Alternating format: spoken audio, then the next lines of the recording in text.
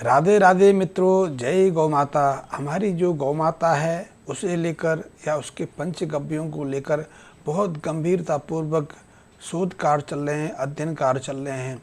चाहे वो गाय का दूध हो, दही हो, गाय का घी हो या फिर गाय के जो एक्सट्रैक्ट हैं, जो गाय के त्याज्य वस्तु हैं जिनमें गाय का मूत्र आता है और गाय का गोबर आता है, इन सब पंचगव्यों को लेकर बहुत गंभीरतापूर्वक शोध कार्य पूरी दुनिया में चल रहे हैं और इनके जो निष्कर्ष सामने आ रहे हैं, इनके द्वारा जो प्राप्तियां प्राप्त हो रही हैं वो सब विस्मयकारी हैं।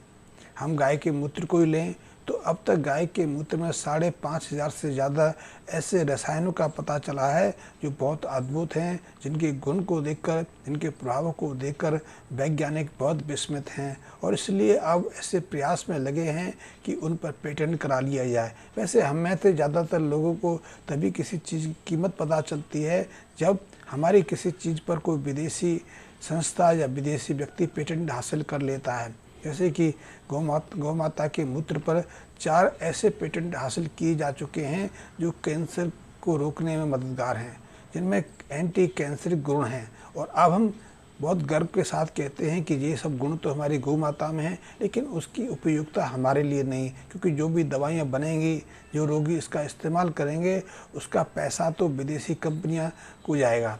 तो ऐसे बहुत सारे अनुसंधान कार्य पूरी दुनिया में चल रहे हैं। वैसे हम जानते भी हैं, हजारों सालों से जानते हैं कि गाय के अंदर कौन सी दिव्य क्षमताएँ बसती हैं, गाय के अंदर जो कौन कौन से गुण विद्यमान हैं। इसीलिए गाय के गोबर को तो हमने लक्ष्मी का स्वरूप बताया है कि गाय के गोबर में तो इतनी अद्भुत और दिव्य क्षमता है कि वो लक्ष्य स्वरूपा है, वो समृद्धि प्रदान करने वाली है, उसमें हर तरह के गुण विद्यमान हैं। इसीलिए खेती के लिए या फिर आरोग्यता प्राप्त करने के लिए, समृद्धि प्राप्त करने के लिए गाय के गोबर से प्रमुख कुछ भी नहीं है। और इसीलिए आने वाला वर्ष ऐसा है, आने वाला दशक ऐसा है जिसमें गाय के गोबर की कीमत सोने से भी ज़्यादा होने वाली है।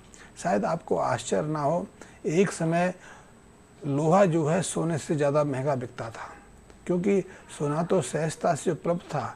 सोना को प्राप्त करना इतना मुश्किल नहीं है कि सोना एक ऐसी धातु है जो विशुद्ध रूप में प्राप्त होती है, लेकिन लोहे को प्राप्त करना बहुत मुश्किल है कि लोहा हमेशा ऑक्साइड रूप में या दूसरे मेटल्स के साथ में मिश्रित रूप में प्राप्त होता है। लेकिन जब इसको शुद्ध रूप में प्राप्त कर लिया गया, इसकी कठोरता को जान लिया गया, फिर लोहे की कीमत बहुत तेज़ी से ऊपर जाने लगी।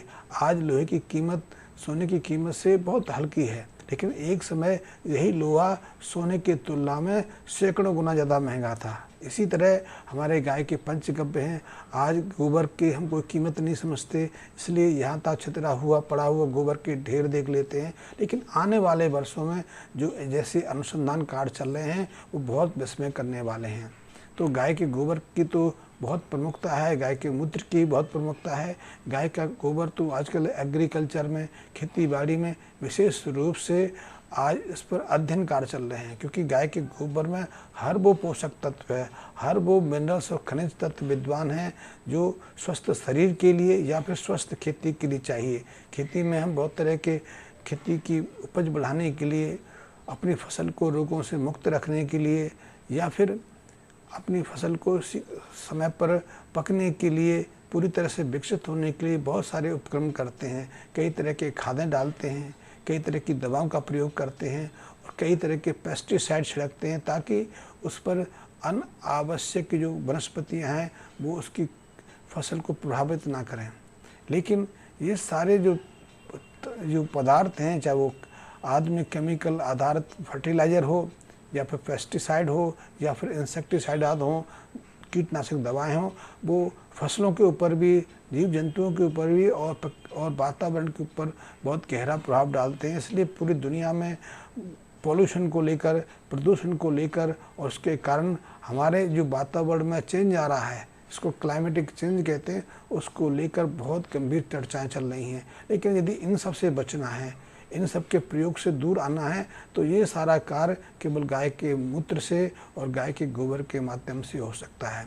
हमारे यहाँ तो एक पूरा प्रचलन रहा है, पूरी रीति रही है, क्योंकि हम गाय के गोबर और गोमूत्र का तो प्रयोग अपने खेतों में करते रहे हैं और इसके माध्यम से हम भरपूर फसल भी लेते रहे हैं और हमारी मिट्टी जो थी, हमारे खेतों की जो ज़मीन थी, वो अभी से कुछ दशक पहले तक बहुत फर्टिलाइज थी, बहुत उर्वरक थी, इसलिए हर तरह की खेती इसमें पर्याप्त मात्रा में हो जाती थी। वैसे इतिहास में आप देखेंगे कुछ झूठी उदाहरण और झूठी खबरों के अलावा हमारे देश में बाढ़ भी आई, सूखा भी पड़ा, लोगों को विकट स्थितियों का भी सामना करना पड़ा, लेकिन इस देश में कभी भूखमरी नहीं आई, कभी अन्न की कमी नहीं हुई, कभी ऐसी स्थिति नहीं बनी कि किसी व्यक्ति को भूखे पेट सोने के बाद होना पड़ा हो। ये प्रचलन तो तब से शुरू हुआ जब विदेशी आक्रांताओं ने हम पर हमला शुरू कर दिया या फिर हमारी खाने पीने की व्यवस्था को बदल दिया।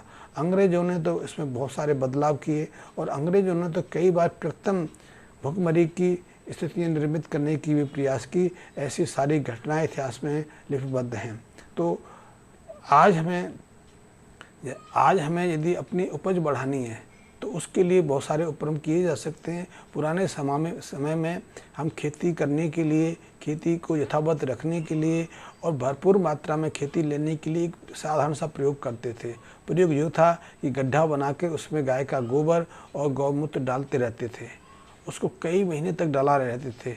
कहते हैं और आज भी इस बात का अनुभव है कि यदि गाय के गोबर को 4 महीने तक गाय के मूत्र से सींचा जाए, उसके साथ ज़्यादा छेड़छाड़ ना की जाए, तो वही गोबर एक अमृत तुल्य खाद के रूप में परिवर्तित हो जाता है। अभी तो इसको हम कंपोस्ट खाद कहते हैं। अभी तो इसमें कंपोस्ट खाद को और परिष्कृत करने के लिए कई तरह केंचुए डालते हैं, लेकिन उस समय केंचुए की आवश्यकता नहीं होती थी, क्योंकि केंचुए तो हर जगह विद्यमान थे। हर मिट्टी में यहाँ तक आप देखते थे बरसात में लाखों की संख्या में केंचुए इधर उधर भटकते नजर आते थे। लेकिन जब से हमने आधुनिक प्रयोग किए, इन रसायन आधारित खादों का प्रयोग किया, इन इंसेक्टिसाइड का प्रयोग किया, तब से ऐसे कीट पतंगे और ऐसे केंचुए पूरी तरह से समाप्त हो गए। अब तो हमें पुनः इनको जीवित करना पड़ रहा है और इसीलिए अब गाय के गोबर से खाद बनाने के लिए, जिसको वर्मी कंपोस्ट कहते हैं, हमें खरीद कर ऐसे जो केंचुए हैं उसमें छोड़ने पड़ रहे हैं। तो अभी जो एक प्रक्रिया है वो तो अलग प्रक्रिया है, लेकिन ऐसा अनुभव कहते हैं कि यदि खेतों में आज के समय, क्योंकि आज तो हमारे खेत बहुत विषाक्त हो गए कि वर्षों से कई तरह के रसायन आधारित खादों का प्रयोग कर रहे हैं, कई तरह की दवाओं का प्रयोग कर रहे हैं और हमारे बीज भी हाइब्रिड हो गए, अब हैबिचुअल हो गए, वो साधारण खाद से पनपते नहीं, उनको अतिरिक्त मात्रा में पानी भी चाहिए और यूरिया, फास्फोरस, पोटास और दूसरे माइक्रो एलिमेंट्स की भी ज़रूरत है, अन्यथा उनकी उपज नहीं होती। उनकी ना तो जर्मिनेशन होती है, अंकुरण फूटता है, ना उनकी ग्रोथ होती है। इसलिए ये दवाओं की इनको आवश्यकता है, इसीलिए हमें उन पर निर्भर रहना पड़ता है। और इसीलिए आज के अनुभव कहते हैं कि यदि आप अपने खेतों में 1 हेक्टेयर खेत में कम से कम आप 700 से 1000 किलो के आसपास गोबर की खाद डालें या फिर 1000 लीटर से अधिक गौमूत्र का छिड़काव करें और ऐसा साल में कम से कम 3 से 4 बार करें, तब आपके खेतों की जो उर्वरता है, जो उपजाऊपन है या उसके न्यूट्रेंट हैं, पूरी तरह से सामान्य स्थिति में आ पाते हैं और तभी आप भरपूर मात्रा में फसल ले पाते हैं। तो या तो ये कर सकते हैं, उसके लिए आप जिसको कहते हैं गोबर का एक्सट्रैक्ट निकालने के लिए मैंने फार्मूला बताया, एक गड्ढा बना लीजिए, उसको लीप लीजिए, उसमें गोबर डालते रहिए, गौमूत्र छिड़कते रहिए, तो वो भी 3-4 महीने में एक अच्छी खाद के रूप में बदल जाता है। और इसको प्रयोग करेंगे तो फिर अतिरिक्त मात्रा में ना तो गौमूत्र के छिड़काव की आवश्यकता रहेगी, ना आपको गोबर की आवश्यकता पड़ेगी। इसी खाद के माध्यम से आपकी हर तरह की खेत की मिट्टी बहुत उपजाऊ हो जाएगी, उसमें हर तरह के पोषक तत्व विद्यमान हो जाएंगे और निश्चित रूप से आप जो फसल लगाओगे उस फसल को कम मात्रा में एक तो पानी की आवश्यकता होगी, दूसरा उस पर बीमारियों का आक्रमण भी नहीं होगा और जो फसल आप डालेंगे उस बीजों का अंकुरितकरण, जर्मिनेशन भी शीघ्रता से होगा। शीघ्रता से नहीं होगा, फसल की ग्रोथ भी तीव्रगामी होगी। फसल अपनी जो हाइट है, अपनी ग्रोथ, मैक्सिमम ग्रोथ को सहजता से प्राप्त कर लेगी और उसके अंदर जो फूल आएंगे, उसकी पॉलिनेशन की क्रिया है, उस पर फली लगने की क्रिया है, बाली आने की गति है, वो भी समान रूप से मैक्सिमम स्थिति में रहेगी। इसके माध्यम से आज भी यदि आप इस खाद का प्रयोग करते हैं तो उसके माध्यम से वर्तमान खेती को 1.5 से 2 गुना तक बढ़ा सकते हैं। लेकिन यदि इसकी जगह आप डीप एक्सट्रैक्ट गोबर का इस्तेमाल करें या मूत्र का डीप एक्सट्रैक्ट इस्तेमाल करें, तो इसके माध्यम से तो आप अपनी खेत की भूमि को पोषक तत्वों से भरपूर कर सकते हैं। क्योंकि आज ये भारत सरकार के अध्ययन कहते हैं, बहुत सारी इंस्टीट्यूट भी से कहती हैं कि हमारे खेतों की जो न्यूट्रिशन वैल्यू है पहले की तुलना में आधी से भी कम रह गई है। कई मिनरल्स तो ऐसे हैं 70% तक हमारी मिट्टी में ख़त्म हो गए हैं। तो ऐसे में फसल कैसे पैदा होगी, और होगी तो उसमें ये न्यूट्रिएंट्स कहाँ से आएंगे? तो उनको पूरा करने के प्रयास हो रहे हैं। इसलिए फसलों में खाद देने के अलावा, दवाइयाँ छिड़कने के अलावा माइक्रो न्यूट्रिएंट्स, यहाँ तक कि विटामिन्स भी आजकल प्रयोग की जाने लगी हैं। लेकिन इन सब की जो ज़रूरत है मात्र गाय के गोबर और गौमूत्र के खाद से हो सकती है, या फिर डीप एक्सट्रैक्ट गोबर का इस्तेमाल करेंगे या फिर गौमूत्र का डीप एक्सट्रैक्ट इस्तेमाल करेंगे, क्योंकि इनकी मात्रा तो उसकी तुलना में काफ़ी कम की ज़रूरत पड़ती है। उनके तुलना में 1/10 की ज़रूरत पड़ती है। इसी से आपके खेत पूरी तरह से उपजाऊ हो जाते हैं, तो आपकी फसल भी भरपूर रहती है। आप करके देखिए। तो आज जो हमारे पास शोध कार्य आ रहे हैं, अध्ययन कार्य चल रहे हैं पूरी दुनिया में, बहुत विस्मयकारी हैं। और इससे लगता है कि एक समय वो आएगा कि हमारे यहाँ हमारी गौ माता भी दुर्लभ हो जाएगी, क्योंकि गौ माता हमारे लिए तो आज भी उपयोगी नहीं है।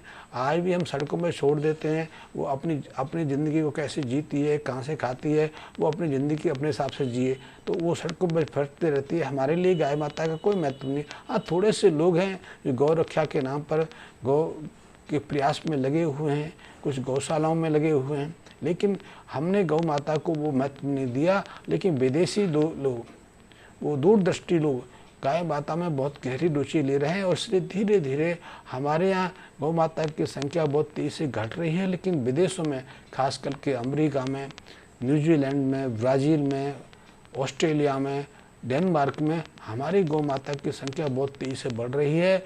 और वो गाय को सिर्फ दूध पालने के लिए नहीं पालते, वो गाय का प्रयोग, वैसे तो गाय भैंस का प्रयोग वो मांस के लिए भी करते हैं, लेकिन हमारी गाय में तो उससे भी आगे की क्षमता है। तो आजकल तो वो कई तरह की दवाएं बनाने के लिए या फिर खेती में आमूलचूल परिवर्तन करने के लिए कर रहे हैं। तो ऐसे गोबर आधारित या मूत्र आधारित वो पदार्थ बाज़ार में लाने वाले हैं जो हमें विस्मित कर देगा। तो इसलिए आप सचेत हो जाइए, अभी से गाय माता के महत्व को समझिए। अपने खेतों में गाय के मूत्र का और गाय के गोबर का भरपूर मात्रा में प्रयोग करिए, या फिर इसका डीप एक्सट्रैक्ट निर्मित करके आप अपना भी प्रयोग करिए और दूसरे मित्रों को भी कराइए, ताकि भरपूर मात्रा में फसल ले सकें। और जो अतिरिक्त खर्चा आप रसायन आधारित खादों पर खर्च करते हैं, दवाओं पर खर्च करते हैं, उससे बच सकें। और मेरे लिए यदि कोई आज्ञा हो, यदि आपको अधिक जानकारी चाहिए या किसी तरह की परामर्श की आवश्यकता है, तो निसंकोच मेरे मैसेज बॉक्स के माध्यम से संपर्क कर सकते हैं। धन्यवाद।